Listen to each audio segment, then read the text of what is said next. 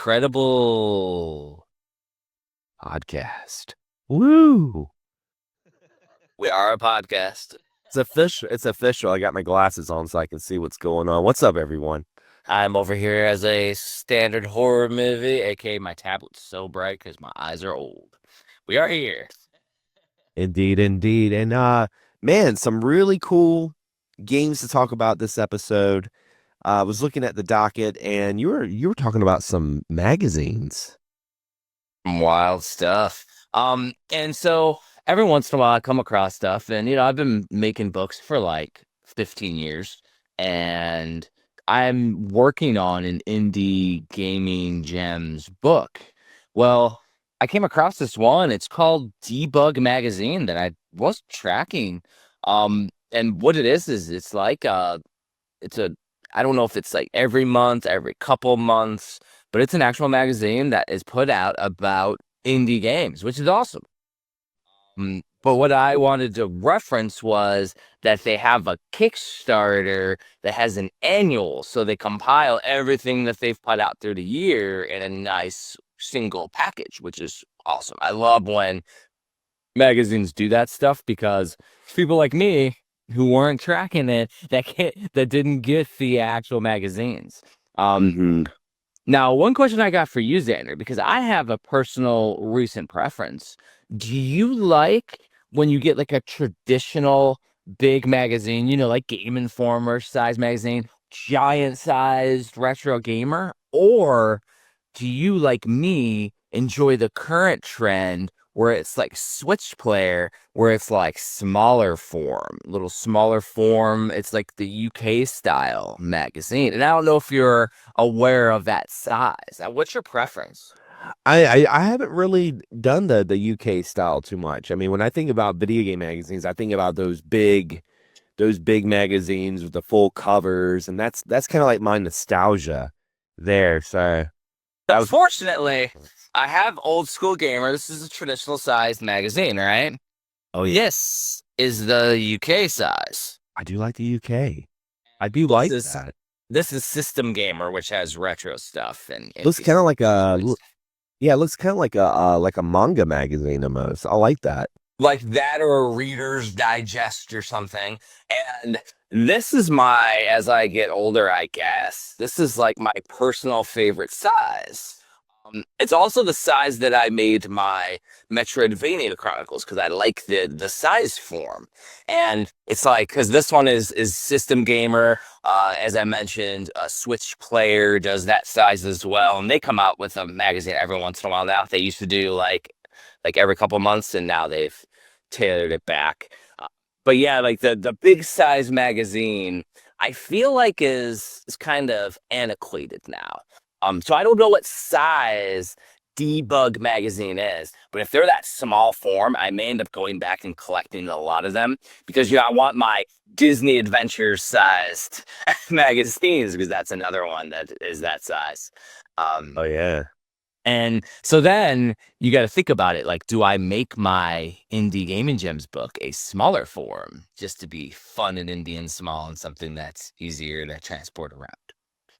Yeah, I mean, I like the smaller form factor, and mainly because of space. You know, Yeah.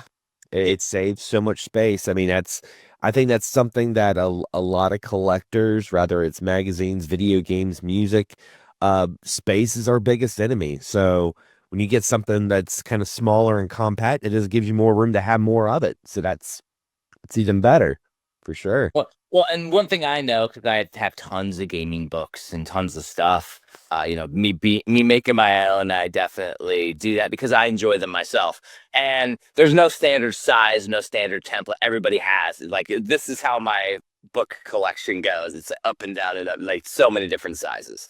I've done all my big books in the same size, and then I got my small books in the same size. So for mine, they're all one consistent standard. But me and then another person don't necessarily have the same size. So, That's Yeah, I was gonna say I do like the big books though, like the NES Compendium and the hidden gems. I have I did some stories in some of those books in the past, and I had those in my collection. And they're just great coffee table books. That's what I like about them. You know, like when people come Boys. over and I'm like, hey, I was in a book, right? And I wrote about my Super Mario Brothers 3 experience with my grandpa. And they're like, what? And I like pull out this big book and they're, oh man, that's nice. Look at the packaging. It's premium, top notch. It's wild.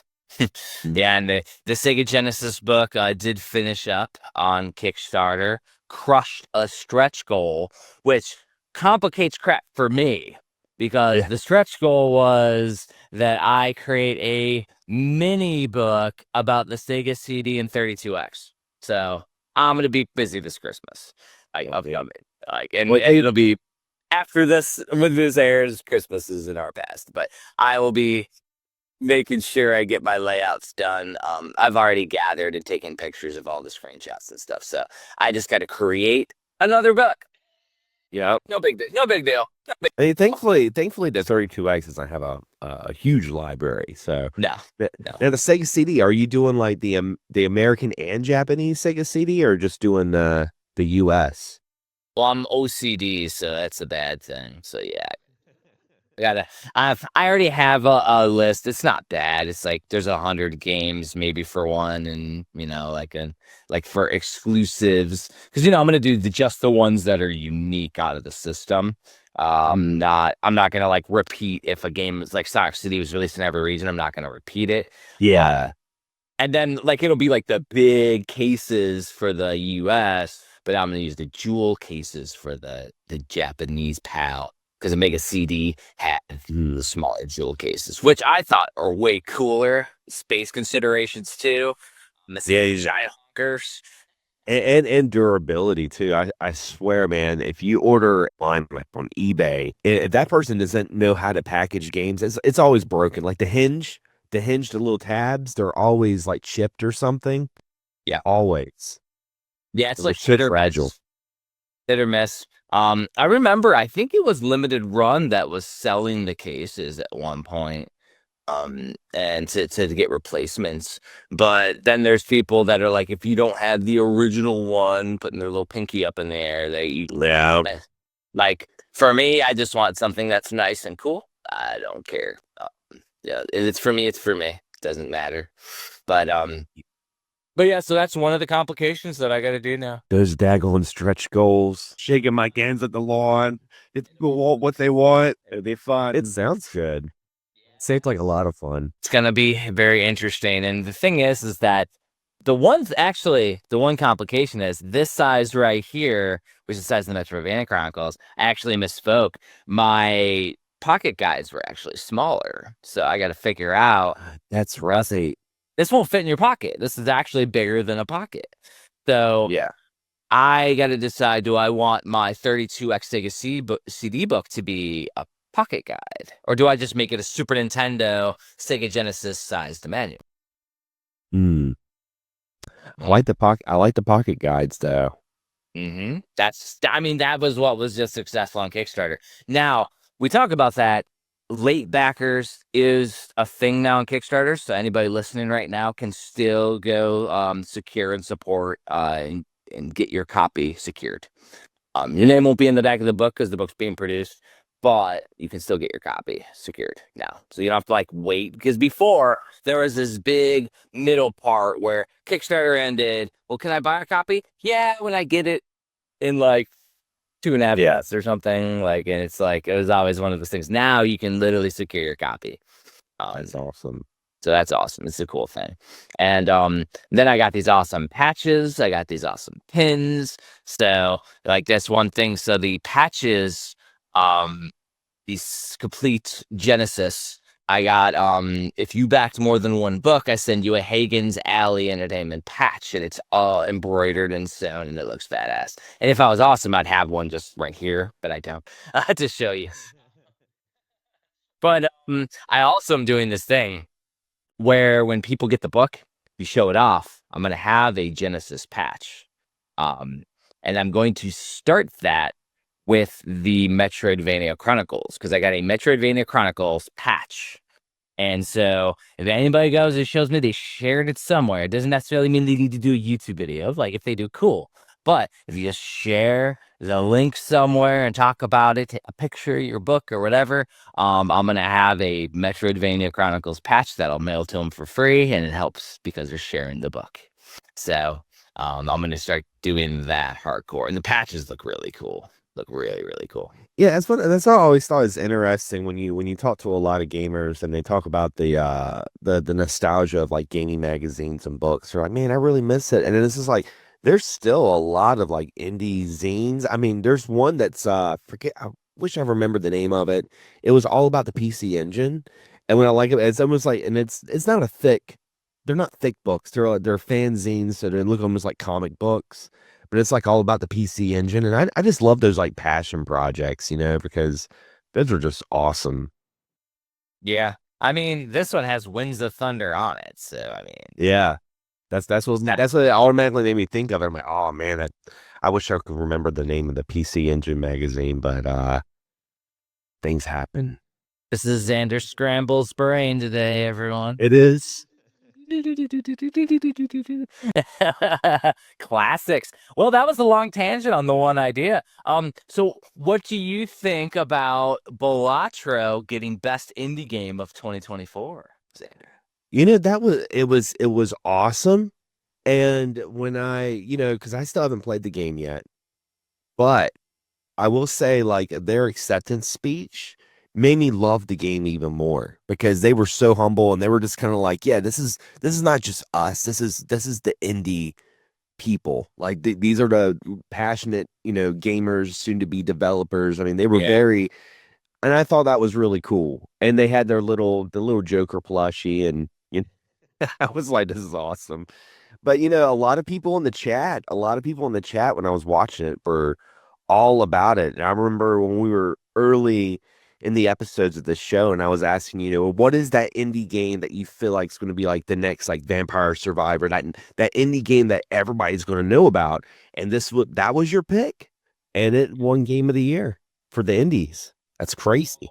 There aren't too many games that are not my genre whatsoever, and then my screen turns off when I play it.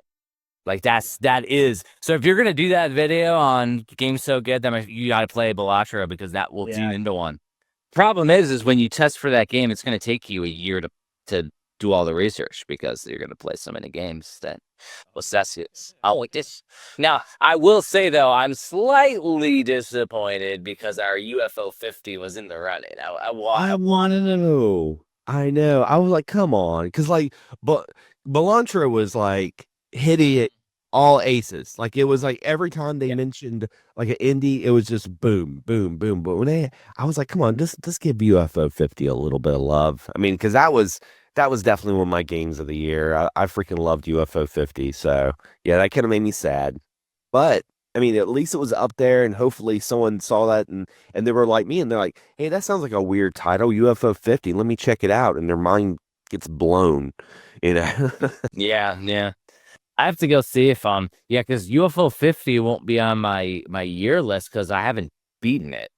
I mean, I haven't even played all the games yet still because I every once in a while I'll drop in and play a new game. That's a forever game to me too. Those are just fun times. Fun times. But yeah, so Balatro, well deserved. Hats off for the the from the Indie Critical podcast to the developers of Balatro because that's freaking outstanding, well deserved, and happy to see that they're the next Vampire Survivor tier obsessive game and they won Game of the Year. Yeah, and speaking of like indie games that we were talking about, I did want to mention a friend of mine at work was like asking me, they're like, Xander, I'm getting my friends some like Steam games or whatever. What was that game you mentioned? I'm like, oh, Pinball Spire. So yeah, Cool. yeah, yeah. So Pinball Spire is spreading. Like folks that I know in real life are like, man, I want to check out this game and get it for Christmas for all my friends. I'm like, hell yeah, do that because it's such a good game. And that's what this show's all about. It's all about, sharing these games that not necessarily everyone talks about. There's smaller teams and, but they're full of passion. And I feel like a lot more people need to play it, for sure. Oh yeah, and I mean Pinball Spire was an awesome experience. I'm sure it's in my top 10. I'm sure.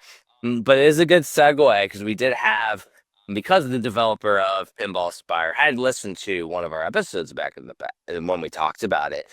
We did have a game developer reach out to us within the last week and wanted to share their game, and we could talk about a little feedback. It's called Horg's Brewery. It's only available right now on itch.io. It's not on Steam yet. It's by Pavel Gorev. I probably butchered the last name. It's just probably a specific way to say Gorev. And basically, the game's about swearing dwarves, brewing beer, and blasting enemies with rifles. So I looked at the screenshots and because there's a video on there.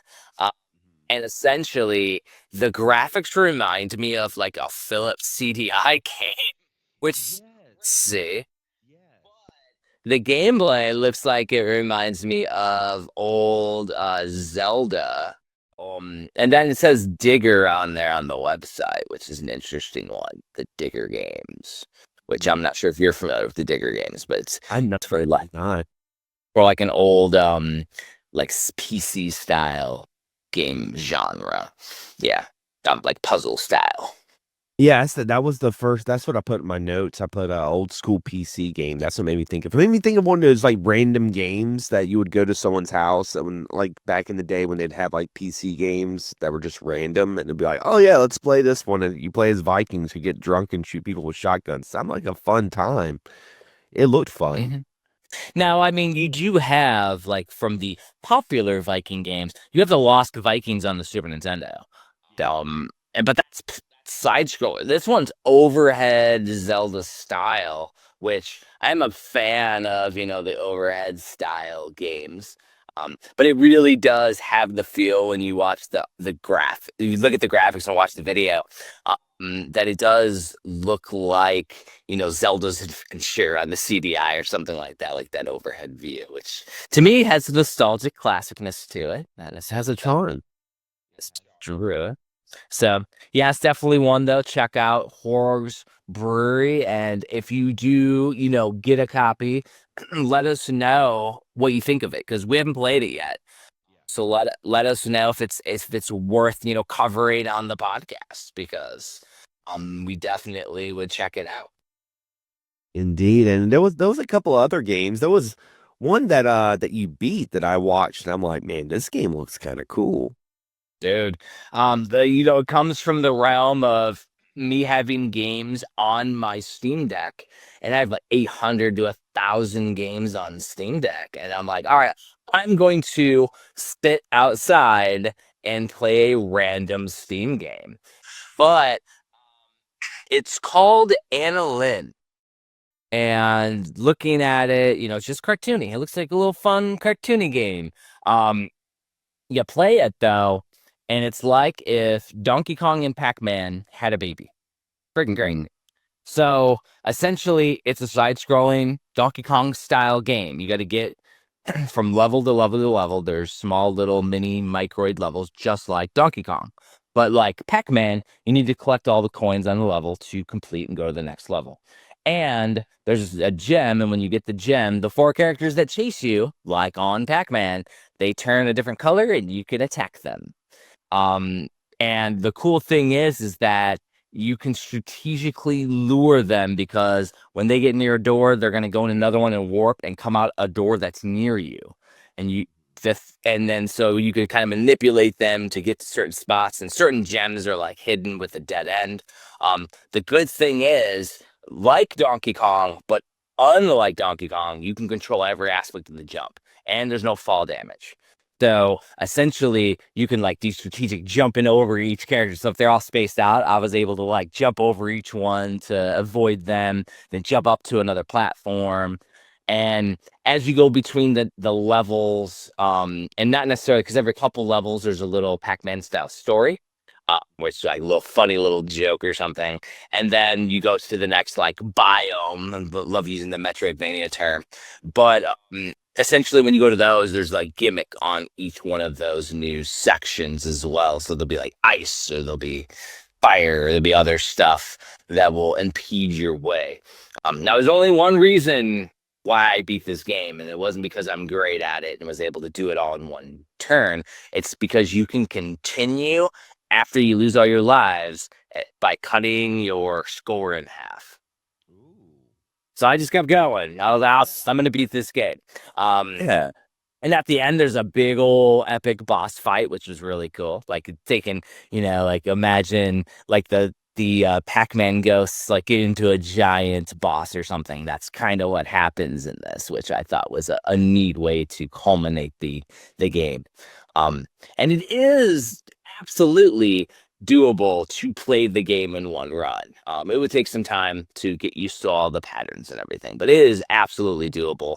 And there's stores and all that stuff, and online leaderboards and all that fun jazz. So there's a reason to keep playing. Game's awesome. Like I loved it. That was the surprise of the year, probably one of those surprises of the year for me. And for those that are listening, they're like, "Oh man, how much is this game?" It's like $5. Five It's like bucks. it's $5 on Steam. It's insane.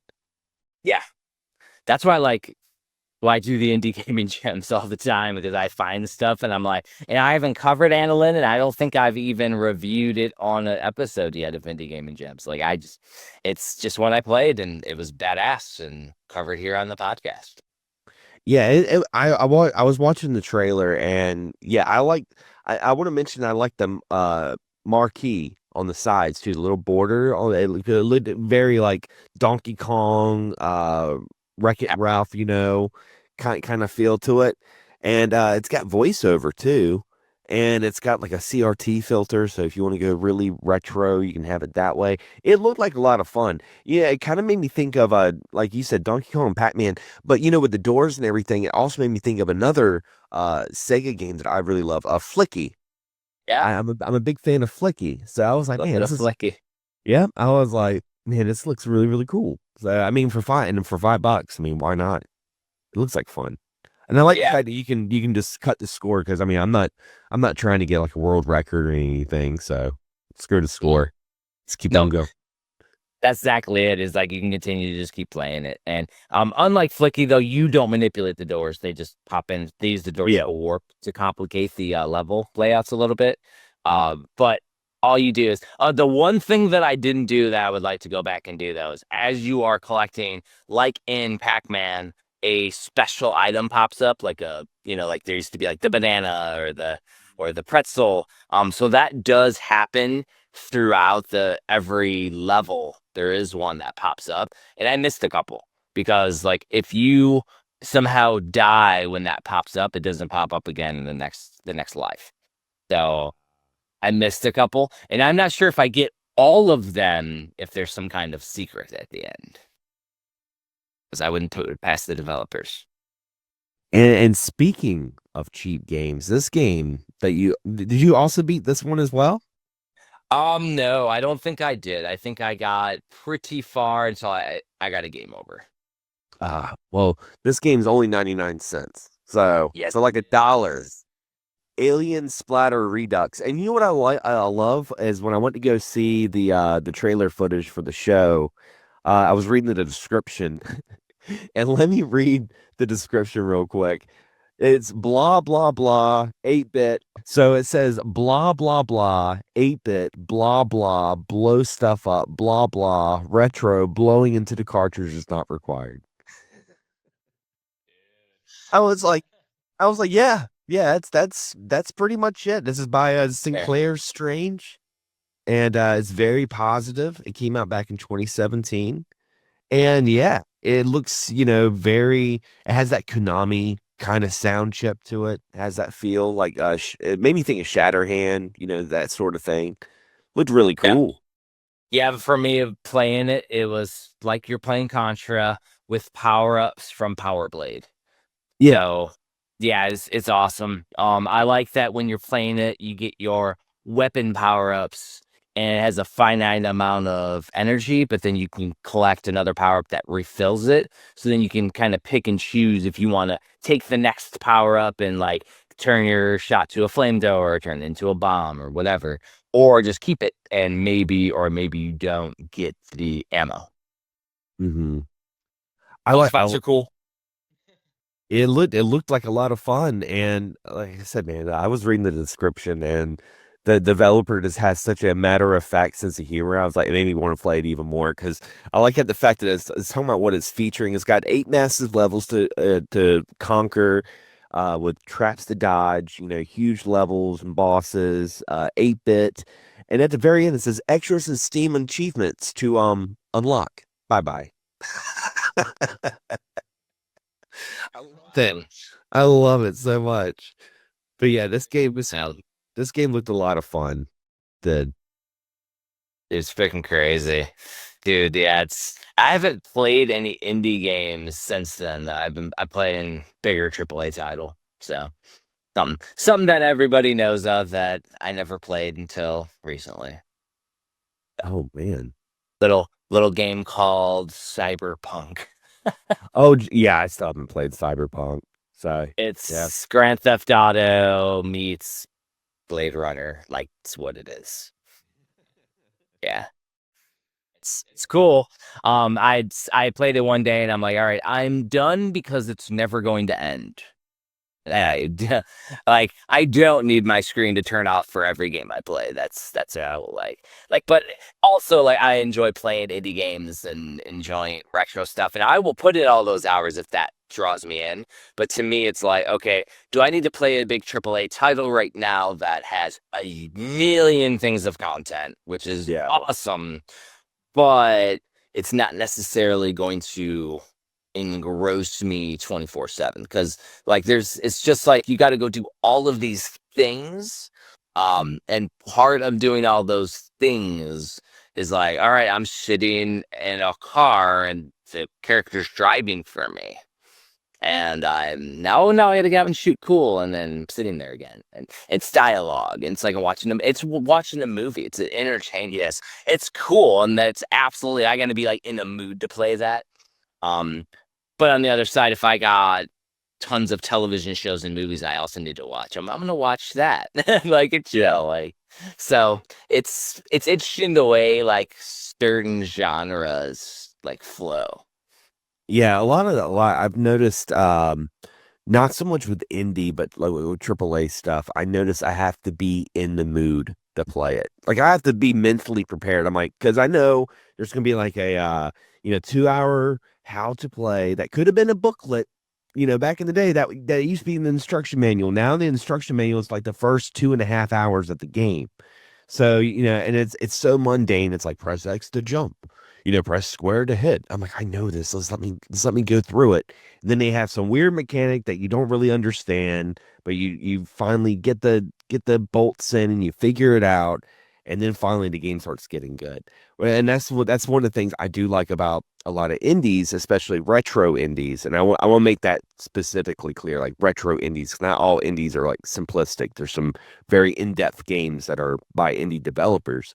But I like, a game that you can pick up and play, like this one right here that you put in the show notes. It was Declines Drops. Not expecting that. I was not just from the art I was looking at it, and I'm like, yeah, I mean that looks kind of cool. And I watch it. It's like a mixture of, it kind of made me think of Berserk Boy in some ways. Because you can grind on the rails like Sonic, and you had like these aerial combos, and then you went through the like I say barrels, but they were more like cannon sort of things, but it made me think of like Donkey Kong Country. Now I love the art style too, because it looks very hand drawn, almost uh almost like a 90s Nickelodeon cartoon. Like it was really cool. And that's a game that like I know I can pick up and play, and I don't have to worry about, 2 hours of it to get good. That's why I'm always drawn to those games. I swear there was something. It's probably a similar name that was on the Sega Dreamcast before. But something this beautiful, I don't think would have been on the Sega Dreamcast. But maybe I think I'm crossing my wires. It made me, yeah, it made me Pretty think of like, it made me think of that Sega Saturn game that, what was it, Pula Rita or whatever it's called. lovely down, huh? Yeah, it was in Japan only. It wasn't released in the States, but it was a side-scrolling beat 'em up. and it had that kind of art style to it, like the real hand drawn kind of look to it. I'll go back up through the show notes for sure. But I do like with Decline Drops that as you're playing through, it's not just your standard platformer. Like there is a little bit of combos to beat the crap out of your enemies. So you got like a boxing chicken you're fighting, and you just like beat the crap out of it and like do the combos and knock it on its way. And as long as it doesn't get grindy, then it's fun. Because then it turns into like more of a beat 'em up versus a action adventure, an action platformer. I'm sure there's Metroidvania elements throughout, even if it's not a standard Metroidvania. I'm sure that there are some aspects to it because you got to have a little bit of progression that go on. But yeah, that game looks like it is a hidden gem out there. There's a free download on Steam for people to check it out, and it's about $19 right now. Steam, so those are ones, and this is something that's an interesting transition and topic is game prices do dictate, because we had lots of people asking us recently, do dictate if a game gets ported to a modern console, and as well if it gets the physical treatment. So we had a lot of people going, oh, I would really love to see Ghana Blade or G Warrior, which were posted in our Facebook for Indie Gaming Gems and Indie Credible Podcast, the Facebook. And they're like, hey, I only play on Switch. I would love to see it on Switch. And I'm like, there are 14,000 games released a year. The developers need sales in order to afford to port it to modern consoles, because it's not like you just press a button and it works on Switch. They have to code, they have to change different parts of the code for it to be compatible, and it does take a lot of time. And so if a game gets decent sales, they will, have the resources to port it over, and then they get more sales, which is cool. But games like Annalynn and games like what was the other one that I played? The Alien Splatter Redux. That's $1. It is hard to justify, a developer if it's not getting sales. Sometimes they price it at $1 so they boost sales, and then it does very, very well. So Yeah. it really depends on people supporting it versus what the price is. Now, transition to signing it for a physical, considering that I founded a physical company. It is tough to justify a $40 sticker price on a physical for a game you can buy for $1 on Steam or buy for $5 on Steam. Yeah. So like if I were to convince the owner of Premium Edition, because I don't own it, but if I would convince the owner, hey, y'all should sign Annalynn, it's a badass game, it's so fun, but it's $5. There are a lot of people that are like, I'll just buy it for $5 versus spending 40 to get a badass package and have it physically preserved. And when the Switch collector market isn't as rabid as it used to be, because it used to be rabid. You put out something and you're selling out. Now end of the Switch lifestyle and life cycle. Any day they're going to announce, Switch 2 details. Oh yeah, stuff. But people aren't just rabidly buying. There are people that do, but not enough to say we can just sign anything, even anything that's great.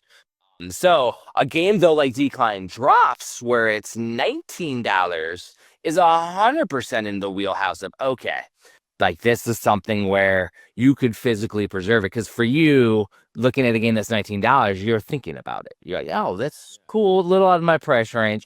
But if you saw physical for it sit in there, you'd be like, all right, so physical for it though, now, spend a couple extra bucks, get a manual, get a card. You know what I mean? yeah. So Yeah, exactly. so that's something that's a really interesting topic from, the perspective of I've been on the physical side.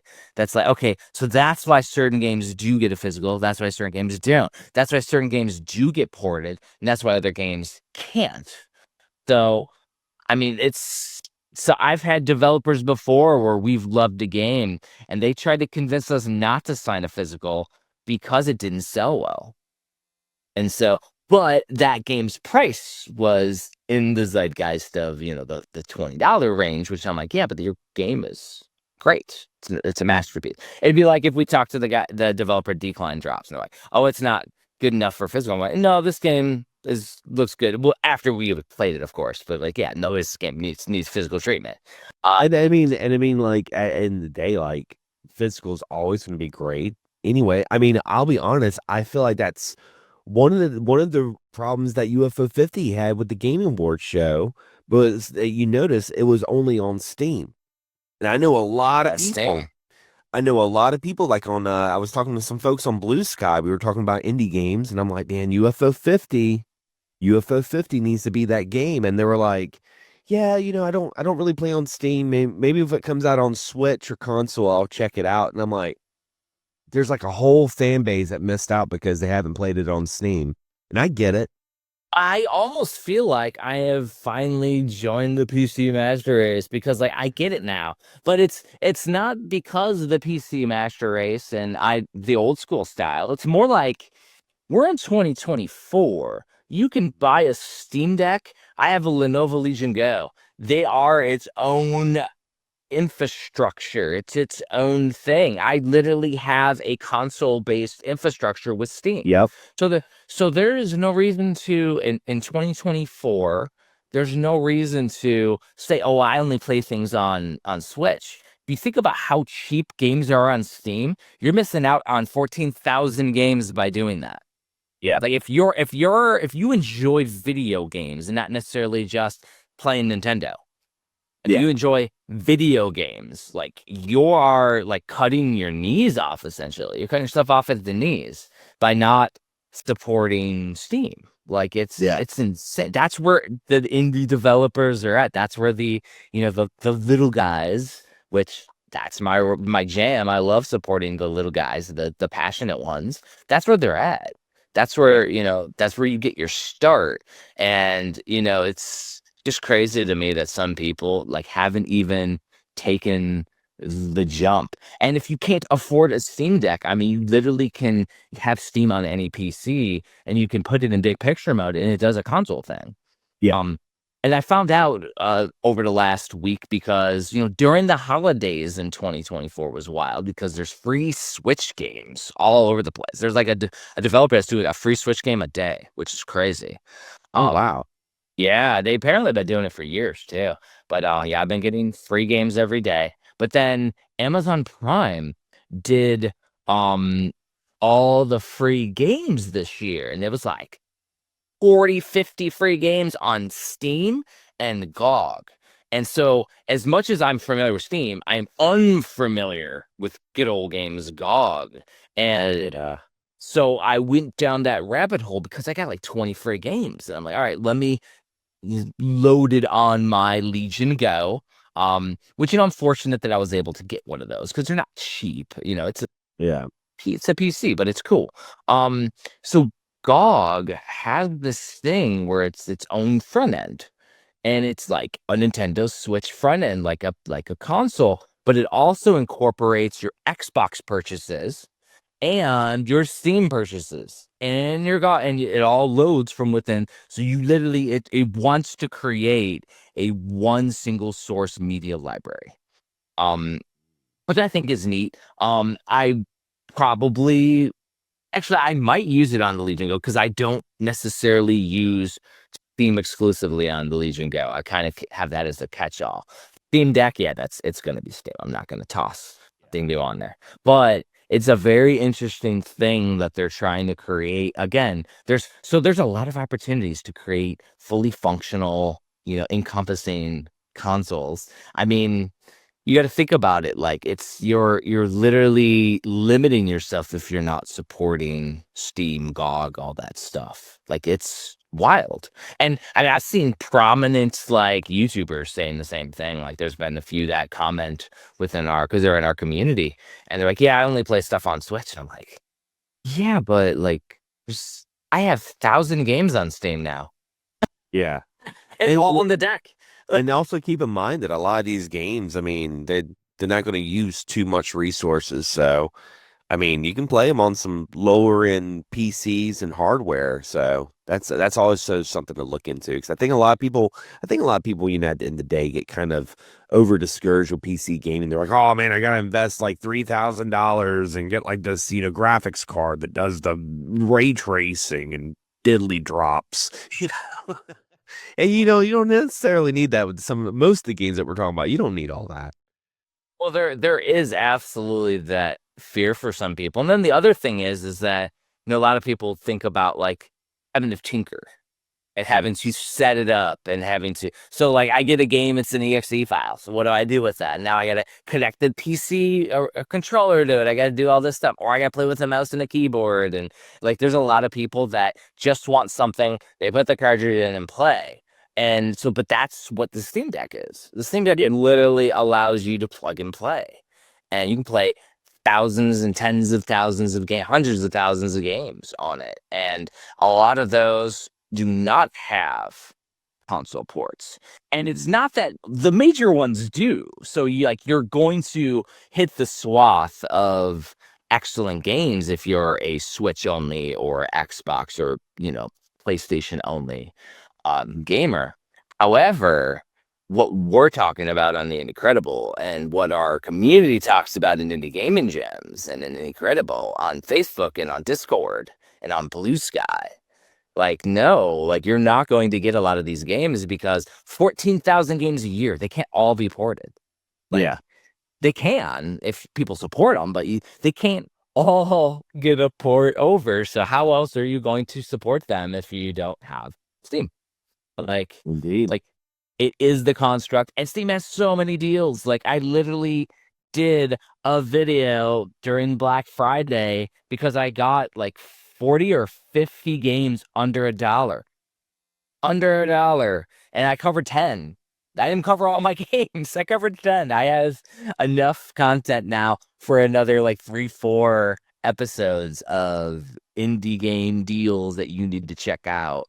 And people will always go, "Hey, is this available?" No, it's not. Like, I hope it does become available, but like, if a game is $1, they're probably not going to port it unless it gets tons of sales. Like, if it gets viral, if it turns into like a Velatro, it will get sales. I mean, because there's always lots of games that do get that support. But yeah, that's the soapbox on that a little bit, because like, support indie. Like, don't just like cut yourself off from an entire community. And now I say 2024, which is probably 2025 by the time this airs, so I'm a knucklehead for saying 2020. But it's modern times at the time of this recording, so like maybe before Steam Deck, I could see somebody saying that. But like, with the Steam Deck, and I'm not saying you have to have a Steam Deck, I'm saying with the Steam Deck, they have made a GUI. They have made a program that works really well on all computers, where if you have a USB controller plugged into your laptop right now, Xander, you probably can have it in full picture, probably work automatically with your controller, and you can play all your Steam games like a console. Yeah. And you could have a little low powered, like if you had like your old laptop, you could probably have that as a dedicated machine for that. Yeah. Easily. And then you got like the mini PC market too. It's booming, man. Like, some of these mini PCs are like, especially during like some of the sales during the holidays, I've seen some of them that has some pretty decent specs and were like 300, 350, and I'm like, well, that's like buying a console when you think about it. Yeah. You get the mini console and then you get like Steam, and you're gonna have plenty of games. Dude, To play. This year is like a wild one, and it happens every year. Things like the bar continues to rise. Like, I saw videos recently on the Retroid Pockets, and the Retroid, I think it's number 5 now, but like, it is a ridiculous like console that plays all the retro stuff. And that's a mini PC essentially now. You get them in these with these amazing screens, and a lot of them are trying to compete with FPGA, which is the programmable array style emulation, but it's like the hardware emulation. And it's just a wild thing to think about, like, where we are now, that like all of these little systems, and those are like $200. and you could literally play every retro game and modern game on those. Like, well, not modern, but it goes up to like PS3, and they're the Android based handhelds essentially, which Steam Deck being Android based helped modernize these mini handhelds, and like that the quality is going up and up. They're basing off of retro stuff. They got a Super Nintendo one, a GameCube one. Like, it looks awesome. And then the other thing was, I was at like walking by and went into GameStop yesterday. Picked up Pepper Grinder, indie game. Pepper Grinder. Oh yeah. Crap. Like, it has a physical. I didn't know it had a physical. So I picked up for $20. $20 too, not 40. 20 for a physical. Awesome. But they have a Game Boy sitting there in the glass. And I'm like, what the hell is this? It plays Game Boy cartridges. It's literally a Game Boy. It's called Chromatic. I never even heard of it. Oh wow. And so I did a little research, because like it's not like it's an unknown thing. It's literally in GameStops. But essentially, it is a badass, beautiful screen made by a guy who used to mod Game Boys back in the day, and then essentially decided to, put it all into an amazing package, and then even licensed Tetris to put on a Tetris cartridge to go inside of the box and distribute. Oh. And it looks badass. It's like $200 for a Game Boy. Plays Game Boy and Game Boy Color, and it's sitting in the GameStop like right now, which is crazy. It's crazy. I'll send you a picture like after we record, and maybe so you can maybe post it up. But like, it is wild that it looks cool as shit. Good quality build, modernized. The screen's amazing. Definitely too pricey for my boat, but it's because I already have access to it with an analog pocket and a Game Boy. For somebody who doesn't have that stuff though and wants to play some classic Game Boy stuff like Game Boy Color, like, that's cool. And there's a huge homebrew scene for that, aftermarket scene. I was just about to say, I was waiting for it. I was like, I'm getting Huge. I get emails almost like daily, weekly from various different Kickstarters that are doing like Game Boy games. Oh, they're doing a lot of them. It's crazy. And I have not went down that rabbit hole, and I will tell you, after I finish the Genesis, I need to do, and I'm working on TurboGrafx 16, a PC Engine, but like everybody thinks that I'm gonna follow like a Pat the NES Punk, Pat Contra, and do N64 book. No, I have had more requests for Game Boy than anything. Yeah. I see you doing Game Boy.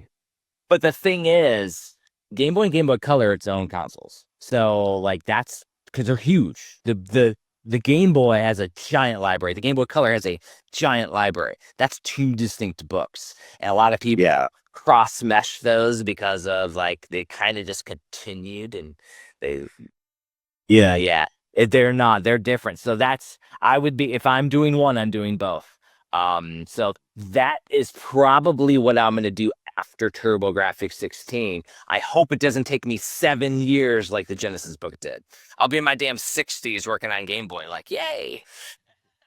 Like, one time there was this game called the Game Boy handheld console. Let me tell you about it.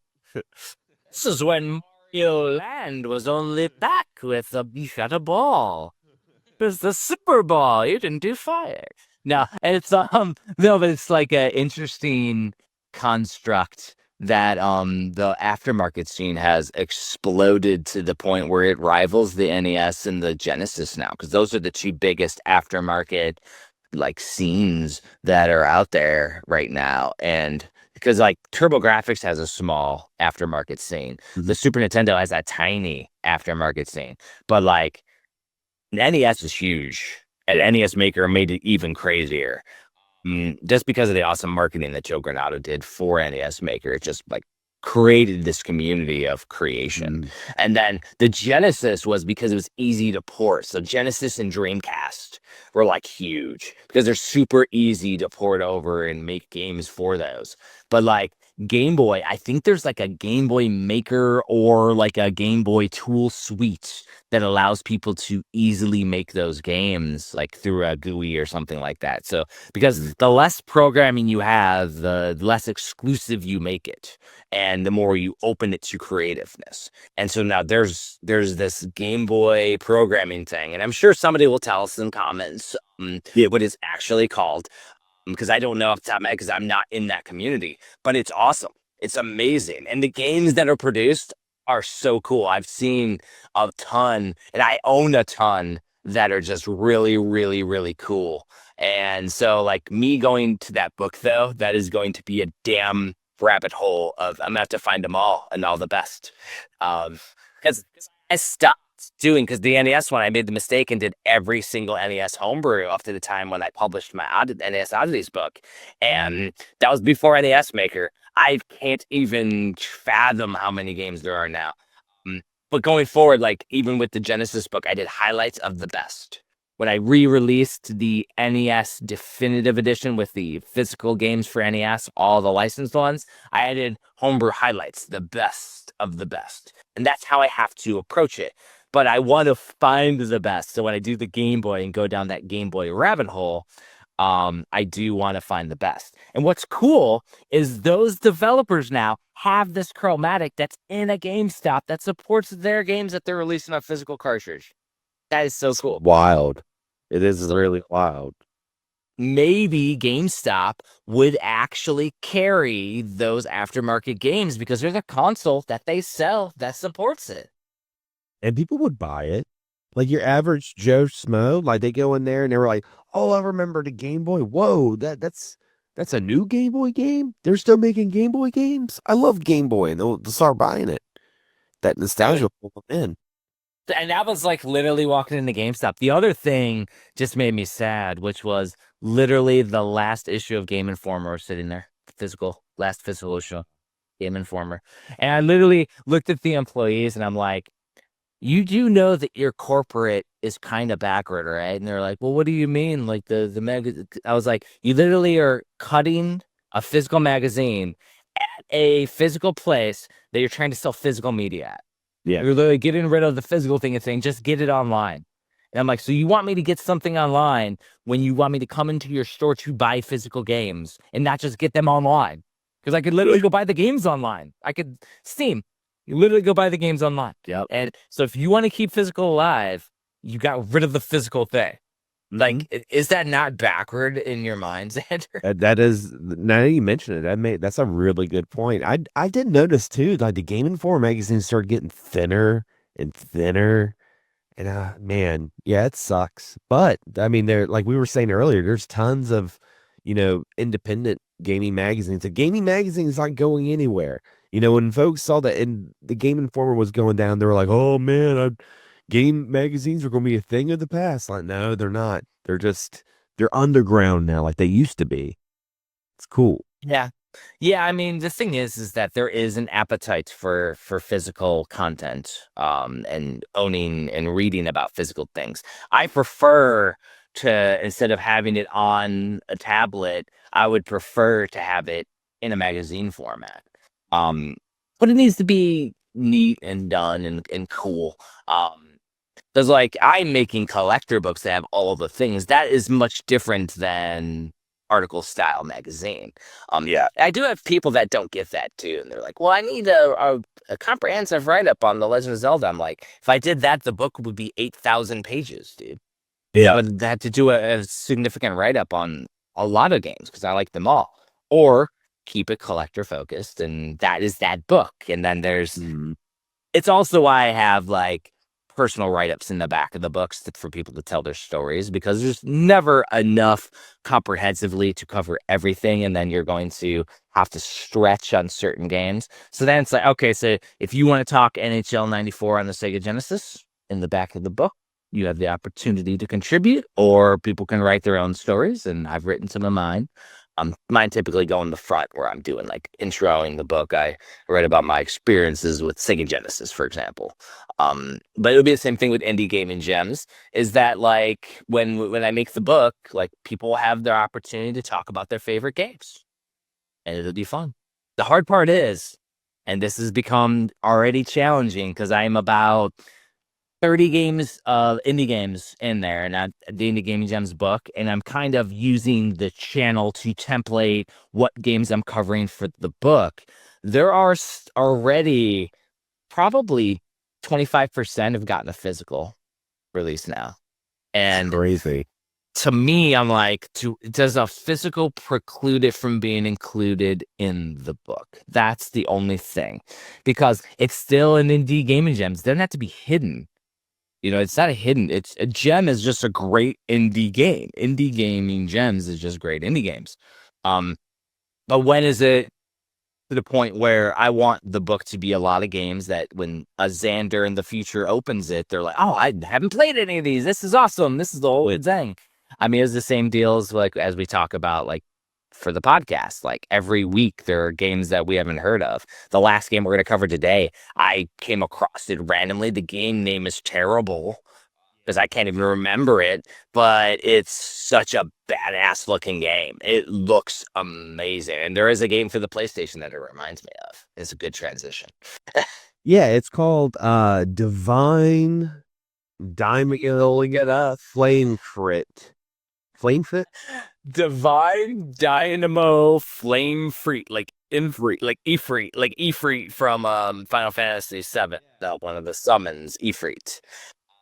Now, the game looks like a Legend of Zelda style graphics with tons and tons of amazing effects like sandstorms and fire, and like it looks so badass.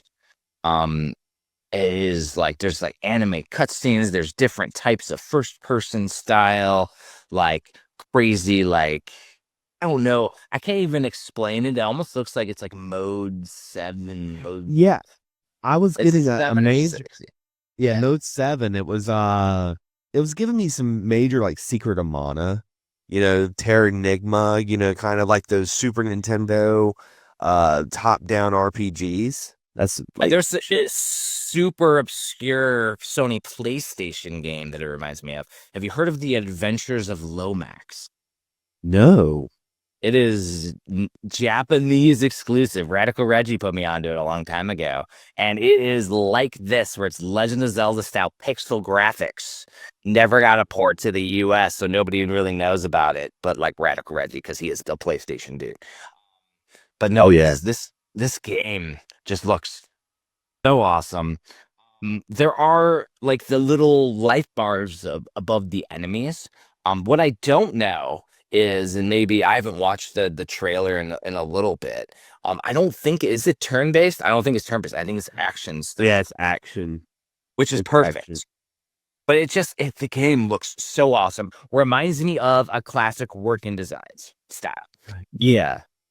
And so if anything deserves something that like premium edition games would do for a physical from an indie gem, like this is in that zeitgeist because like the name is ridiculously hard to remember. Kind of like Phenotopia Awakening that we see. Yeah. The game is hard to remember the name until you're like married to it. Like I've released physical on, so I know it. But the game's a masterpiece. This one looks like that. What's crazy? It's by Inti Crates. Isn't it crazy? Yeah. And I mean, it does have a demo. I'm looking at it. It's got a demo. It's about $7 now for like less than $12. You can get the game and the soundtrack, which I highly recommend because I thought the music from the trailer sounded really good. I was trying to see though if it had co-op. No, it's just single player. Yeah. And you would say like Inti Crates means it would get a limited run games release. However, under $10, as we talked about earlier, because the price isn't quote unquote super expensive, limited run may pass on it. Yeah.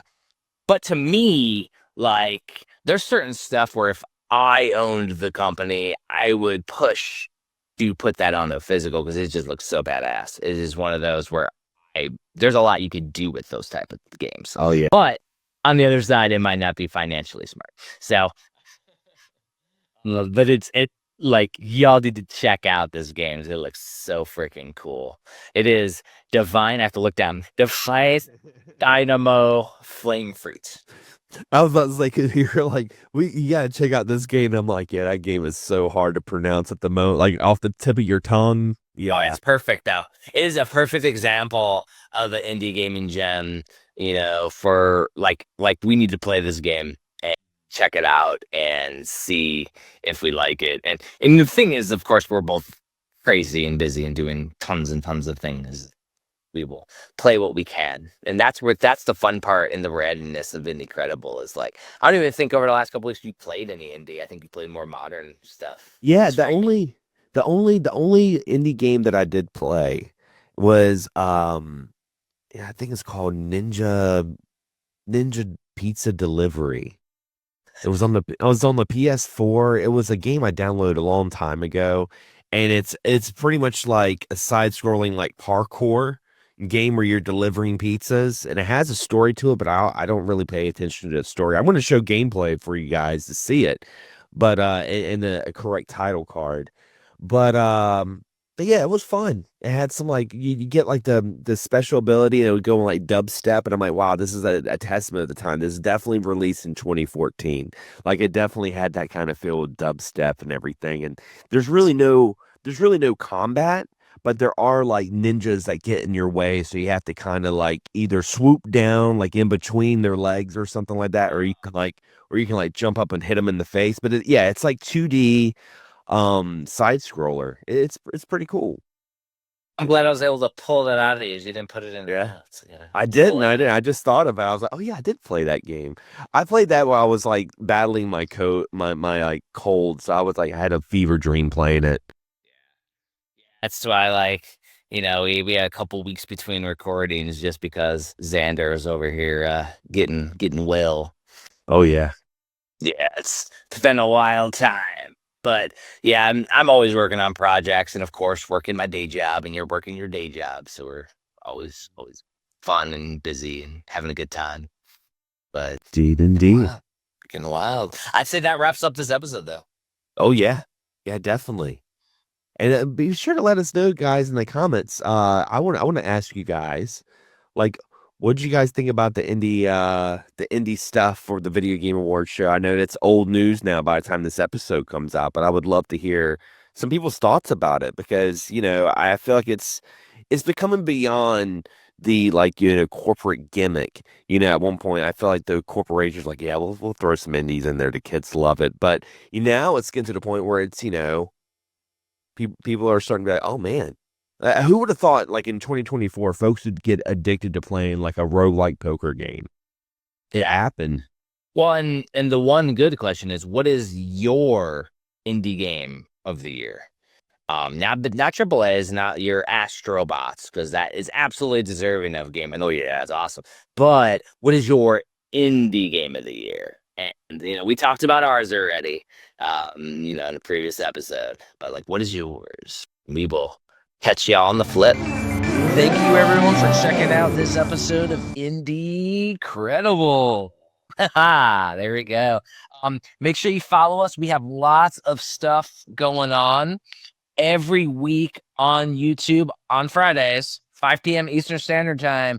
Make sure you check out Indie Gaming Gems. That is the structured review / preview series about 10 indie games you may not have heard of. And you can check me out, Xander Scullion, across the board. I kept it real simple for you guys. You can check me out on YouTube, TikTok, Instagram. And, on my channel, I'll cover a little series called Play and Tell, where I talk about games I've been playing, leave little short impressions, mini reviews, and most importantly, when you walk away, you have something new to play. So you can check out my Play and Tell series. I also have some reviews that I put out every once in a while, and a live stream, which I'm really trying to commit and have a dedicated schedule. So that's more important that you hit the bell so you're notified whenever I'm live, because you never know. I might be live right now. Yes, he's always live. Oh, always.